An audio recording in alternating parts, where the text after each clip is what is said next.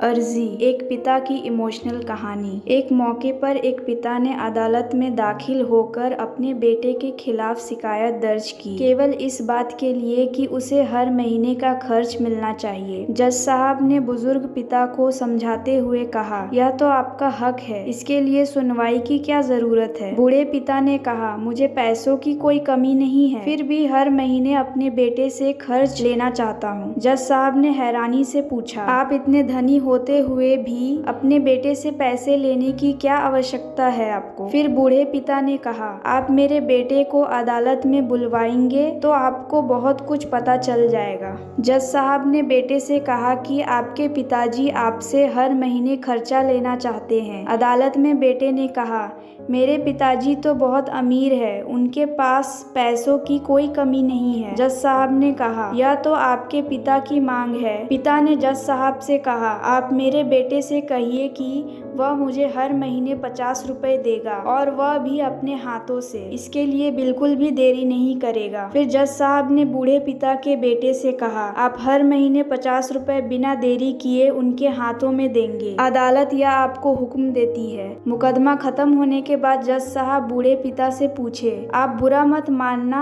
आपने अपने बेटे के खिलाफ केस क्यों नहीं किया। बूढ़े पिता रोते हुए कहे, जज साहब मैं अपने बेटे का चेहरा कई सालों से नहीं देखा हूँ। वह अपने कामों में इतना बिजी रहता है कि काफी समय से उससे मिला नहीं मैं, और ना ही फोन पर बात हुई। मुझे अपने बेटे से बहुत प्यार है, इसीलिए मैं केस नहीं कर सकता। मुकदमा इसीलिए किया ताकि हर महीने में उससे मिल सकूं और उसे देखकर खुश हो सकूं। यह सुनकर जज साहब की आंखें नम हो गई। उन्होंने बूढ़े आदमी से कहा कि अगर आप पहले बताते तो मैं उसकी ख्याल न रखने की जुर्म में सजा देता। बूढ़े पिता ने मुस्कुराते हुए कहा, अगर आप सजा देते तो मेरे लिए दुख की बात होती, क्योंकि मैं अपने बेटे से बहुत प्यार करता हूँ और मैं ऐसा हरगिज नहीं चाहूंगा कि मेरी वजह से मेरे बेटे को कोई भी तकलीफ हो। जज साहब उस आदमी को देखते ही रह गए। आशा करती हूँ यह वीडियो आपको पसंद आया होगा।